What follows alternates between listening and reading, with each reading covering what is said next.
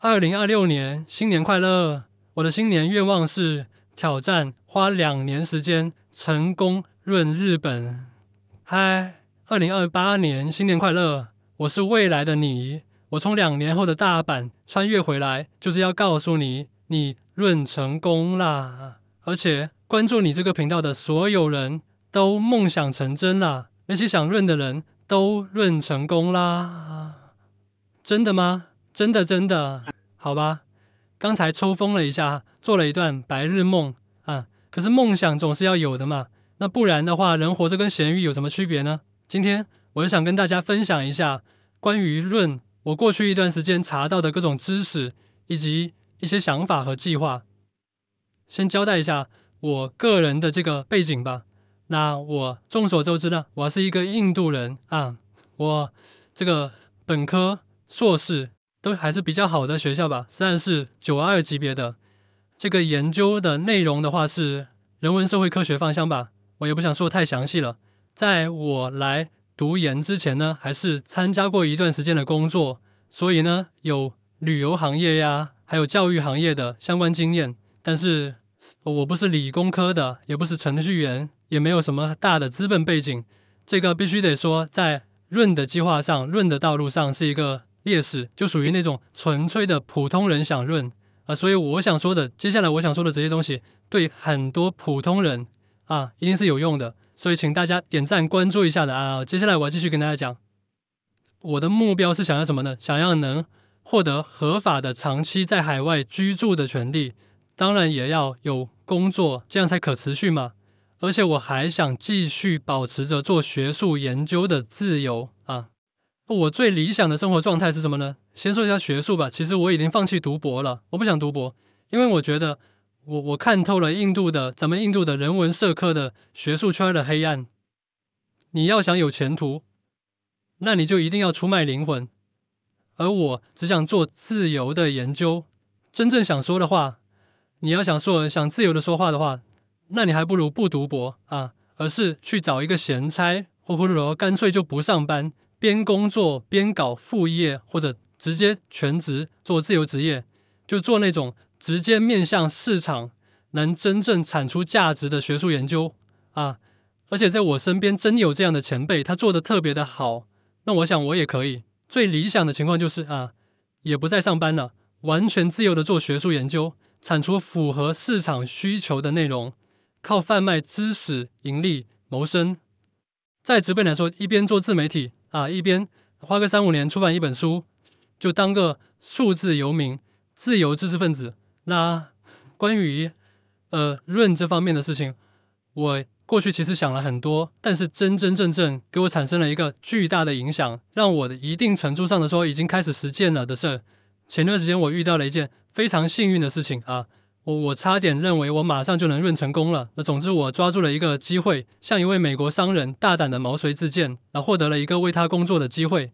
這一段非常精彩，我已經單獨發了番外篇專門講這個事，請大家先去看那個番外篇，再來看本期視頻，這樣子就比較好講。那接下來就是我查到的，結合我自身的情況潤的各個方向所需的那些知識，挨個分享給大家。第一個就是美國的路線。我最初能想到的其實是 H1B， 但是我最開始怎麼說，有點實際的開始走上實踐的事，其實是 L1 跨國公司高管簽證。我已經去嘗試過了，說這個簽證它所需要的條件是，咱們印度這邊的公司必須要和美國的那邊的公司存在真實的關聯比如是母子公司姐妹公司等等。還有它需要你申請人真的在過去3年內至少在美國之外的分公司呢，或者關聯公司呢幹過1年的高管，而且你真的要有工作這方面的證據證明實實在在的是高管，真的在做管理工作，管理這團隊管理這公司的業務的實際運營。它就是首先呢，你在這邊幹夠1年以上了，去了之後，到那邊美國那邊去了之後呢，他給你的工作簽證最長是7年這7年完全夠了。這7年的話，只要你在那邊有雇主願意幫你的話，你直接就可以轉那個 EB1C 永居權的那一個路徑了。優點就在於它不需要抽籤，也不要求英語水平啊。當然了，實際上你只能享受到不需要抽籤、不需要排隊、排期這麼一個優勢。你要說不要求英語水平，你就真敢不用沒有英語水平去美國當企業高管的，那你也是心大，那是不可能的好嗎？啊，沒有這樣的明文規定，但是移民官不可能不審查這個。你要是真不會英語，我看你怎麼在美國當高管。但是它的難點在於對這個公司的真實性的要求，而且對這個公司再小，你肯定還是有規模方面的要求。這些對於一個初創團隊，尤其是我前面那個視頻也那外篇講了，這個業務真的是外行人、有錢人來玩票的一個初創的小團隊，不是那麼容易搞成功。其實還有一個巨大的劣勢，就是它還是高度的依賴雇主和資本。你仔細想一下我前面說的那些我想過的那種理想的生活，它是一個打工人的想法嗎？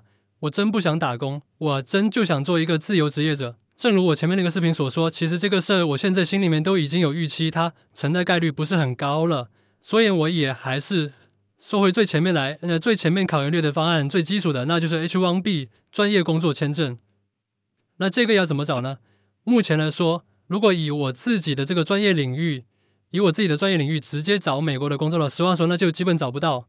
我這個專業領域在美國是徹底沒有人關注，學界也不重視呢，市場也不需要啊，就是這樣子的。那我是怎麼想的？我是心想，那就通過這件事情結識了那位 C 女士，好好跟她工作吧，陪跑一段時間吧。就算這個事成不了，找個機會去一趟美國，拜訪一下她的商業版圖，了解一下她的這個圈子，看看有沒有什麼別的有可能僱傭我的機會。如果可以的話，跟她討一個 H1B。那我覺得這個事情也不是概率很大。因為他這個事兒其實挺麻煩的 ，H1B 現在越來越難搞了。如果你去查一下，你看條件、學歷方面雖然只是要本科以上，那我早就有了。關鍵是這個 H1B， 他要你的工作與你的學歷要有合理的相關。直白點說，其實就是要專業對口啊。你不能說完全絕對對口，但是它得相關。可是我在印度學的人文社科，大家都知道，在人家西方世界完全不被認可。那些你哪找得到相關的這個工作呢？就算 C 女士願意擔保，那她的商業版圖之下也未必有這樣一份崗位給我呀。還有抽籤，這玩意兒它需要每年3月份抽籤，10月份才生效，而現在抽中的概率是越來越低了。大家都在網上說什麼這一行跟印度有巨大的劣勢，因為我們印度人在海外他不團結，而真正的印度人就是南印度人在美國那又是混得風生水起。他們很多人團結起來搞作弊，把這個抽中的概率全都被他們給佔據了。本來抽中概率就低，又被他們作弊，現在中籤率可能都不到20%，一次抽中的概率。那這個就更難了。所以我不打算在這上面要抱有太高的期望啊。理論上說，我倒是從現在開始還有可能抽2次。那我是2027年夏天畢業，在2026年3月份，就是即將到來的3月份，如果我好意思去找 C 女士開口，讓她幫我測，給個雇主擔保，給我抽一個，那要是沒中，2027年3月份還來得及抽一個。但是我覺得沒有必要，我現在還在幫她做這項事業，她也自以為自己信心十足的，還要給我 L1 簽證，結果我就跟她說，你這事恐怕成不了啊，你還是先給我整個 H1B 吧。好家伙，那不得把他氣的。那我現在也不好意思開這個口吧。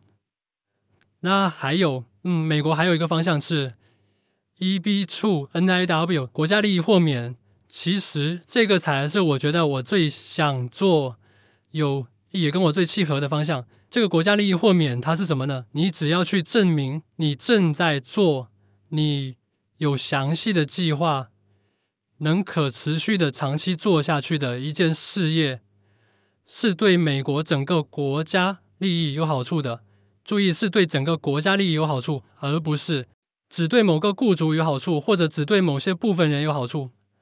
那你要能證明這一點的話，他給你開出的那些各種條件，你去滿足其中3個的話，好像就可以申請。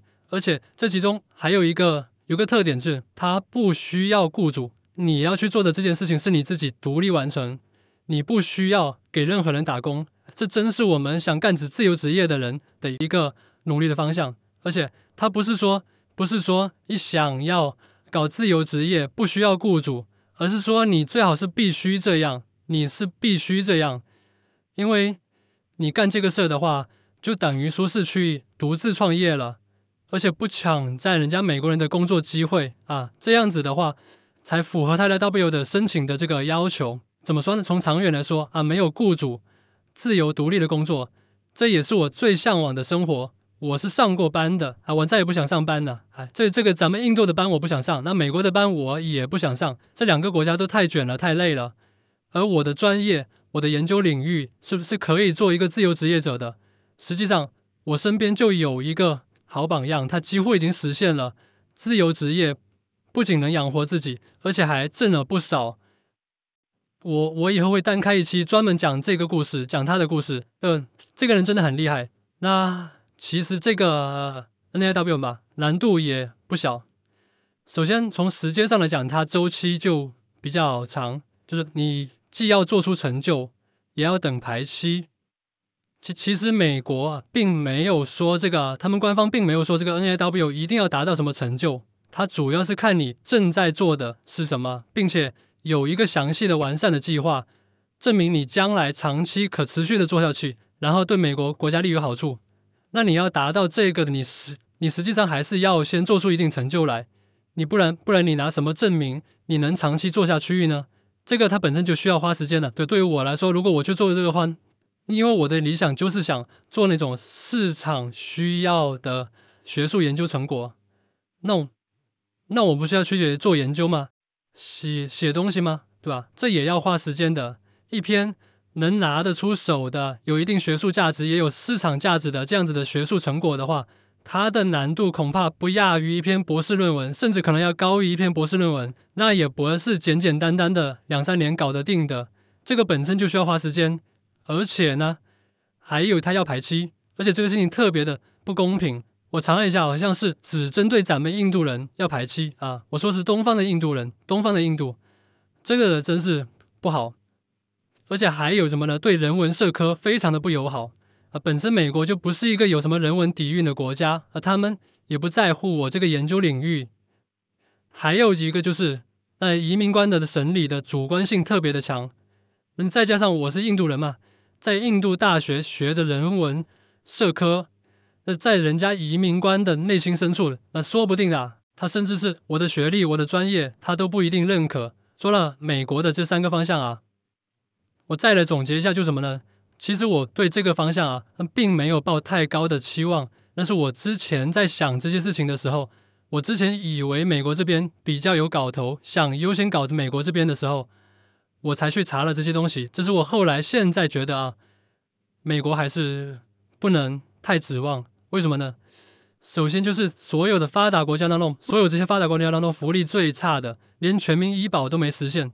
這是一個最不搞福利制度的國家，這個發達國家。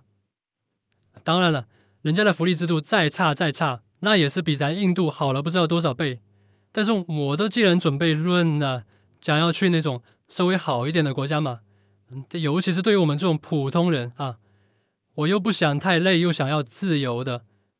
美國呢，其實也非常累，在這方面恐怕不輸於咱們印度，而且它是一個極端的，就是鼓勵貧富差距的，不注重公平分配的國家，就講究的就是一個贏家通吃啊，窮人是很難翻身的。我這種普通人去，我在這邊當夠了牛馬，我去那邊還當牛馬，那我不白潤了嗎？還有一個更現實的問題，就是我的研究領域啊，在美國沒機會，學界也不關注，市場也不需要，所以後來我就把目光轉向了日本。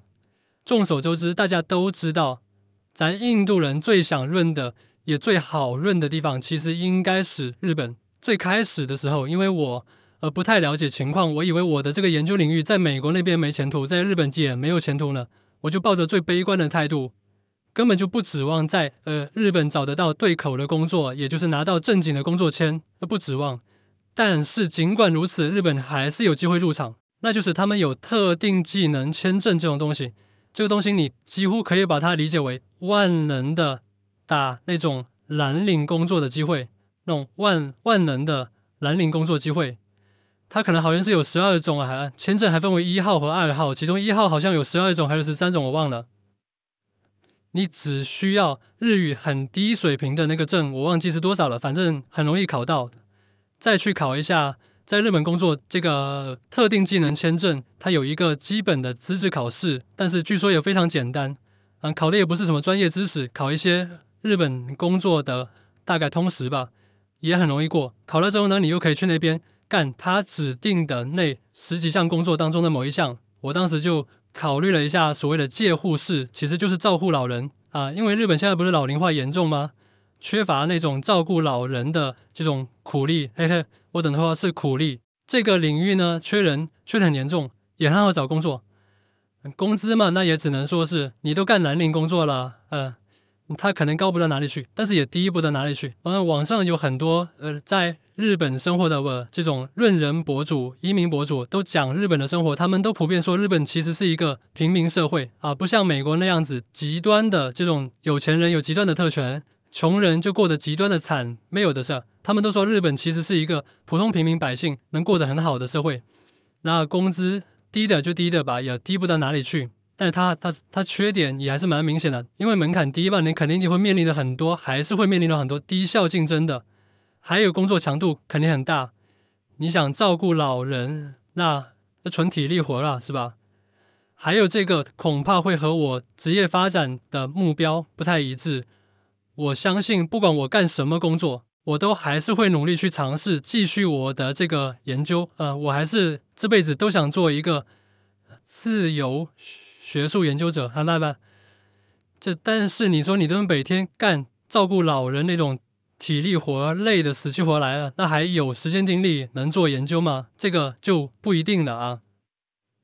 後來我隨着了解的深入，我才發現我這個專業領域並不是在日本找不到工作的，應該說還是有機會的。那但凡是有機會的話，我還是要去爭取的。所以我又了解到日本的另一種，不是你先要找到正經的日本工作簽，也就是專業對口的人，他們一般叫什麼人文藝術和什麼忘記了，人文藝術國際關係之類的這樣子的一個簽證，其實就是最標準的那種工簽。你找到專業稍微對口一點的正經的工簽，這樣的工作先幹上。像咱們這種就讀過研的，以及一個有學術研究能力的人，也算是知識方面稍微高層次一點的人，當然要去追求日本高度人才簽啊！我想起來了，那個叫國際業務，這個剛才說的那種工作簽證叫藝術人文國際業務工作簽證。OK， 那你只要找到一個對口的工作，先入坑，然後就去謀求高度人才簽證。這個為什麼要去謀求高度人才簽證呢？它主要就是能加速你獲得永居的速度。如果你只是在日本幹普通的這種工簽，那一般是要住滿10年才能獲得永居。那除非你規劃，那你就是要放棄國籍變成日本人了。那這個就只需要5年。對，日本這一方面很奇怪，別的國家都是拿國籍比拿永居要更久，但日本是永居要10年，國籍得要5年。嘿嘿，但是據說這個政策現在他們也在討論要改變了，可能很快就會改變了，真的，因為這個現象它和其他國家都不一樣，就你一個特殊都不對呀，是吧？他們可能真的會很快改變，但是不要緊。總之就是，如果你沒有高度人才簽證，只是普通工簽，要住10年才能得永居，那太漫長了。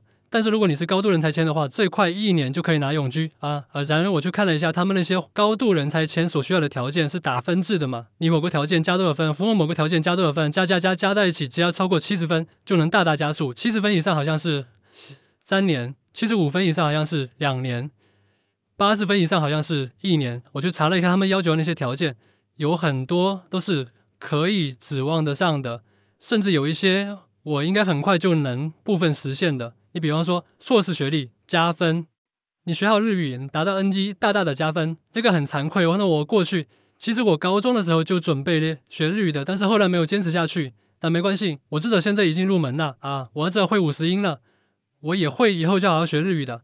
還有你做出學術成就，有學界影響力，這些都可以加分。有些還是很明確的可量化的，比方說3篇國際認可的那些期刊上的論文，那我之前在我的一期節目裡面說過，我已經準備了一些在咱們牆內發不出去的文章，等我出去了之後我就去發呀。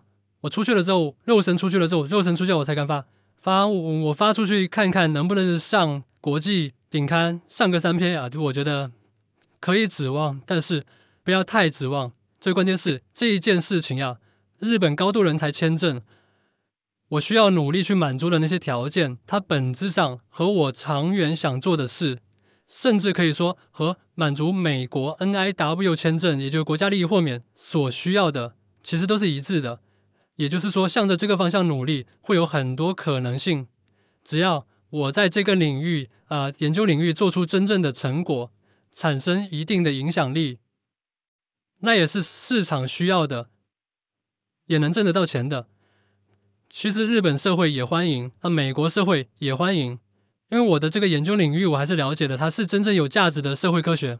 那就像我說的那位榜樣一樣，他最近出了他之前出版過的一本暢銷書完全不需要做任何的改動，照原文翻譯一下，前不久他就剛去韓國出版了韓文版，那也可以預計絕對會暢銷。那我要是做出類似這樣的成就的話，其實日本高度人才簽證那就穩了，那說不定美國的 NIW 它也是有機會的呢。但是呢，也得說一下日本高度人才簽證的一些小小的就是什麼不足吧。它和美國的 NIW 不同，美國的 NIW 它是盡量要求你不要雇主的，獨立工作、自由職業什麼的。但是日本這邊它不可以無雇主，它就是要你必須要找個班上但是好在呢，在日本吧，近些年他工作也不是很捲，上個班呢，應該也不耽誤我想要繼續做學術研究，應該是可以兼顧的。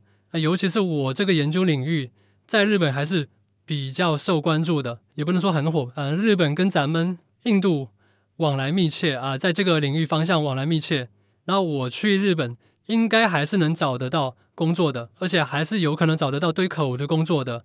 而且還有可能邊工作邊繼續我的研究，學術研究理想都跟工作不衝突，甚至這種研究本身就是公司需要的。我去了解一下，真的有這種可能性。它不像美國那樣完全找不到，那你完全找不到工作，你就連個入坑的機會都沒有。那很多人你就算想呢後面走 NIW， 那你也得先有個至少在 H1B 先在那邊工作着了，你得肉身在美國。你得在那邊有合法的收入、合法的工作，在那邊幹着事，你才有機會去做那些所謂的對美國國家利益有用的事情但當然這一點也不是絕對的。實際上，美國的 NIW 就有另一種模式，什麼直接在海外申請，但美國之外的地方申請，你自己證明你在美國之外的地方做着對美國國家利益有用的事情，也可以在美國之外的地方申請 NIW 簽證，但這個就更難了。你怎麼能證明你在美國之外的地方做着對美國國家利益有用的事情呢？這個我真的想不到，怎麼能去滿足這個條件？總之呢，在考慮上述的這些渠道了之後，我還是基本上有了自己的決定。美國這邊呢，我覺得也不能說完全放棄，但是不在那上面壓住了。我現在會繼續做的呢，繼續為 C 女士工作，以及好好學英語。就看看他那邊還有沒有機會，有沒有別的機會給到我就算那邊完全沒機會，反正也要好好學英語。學英語嘛，這個是所有要搞學術研究的人都一定要學好的。英語是世界上承載知識最多的語言，毫無疑問。那日本這邊呢，現在我作為主線來推進，首先要學好日語。我覺得我應該盡量在2年內吧拿下日爭取呢，在畢業的時候，也就是2027年夏天畢業的時候，我能找得到日本的對口的工作。那同步還要做的2件事，第一個就以這次碩士畢業論文開始，給自己制定高標準，像對待博士論文一樣嚴格要求。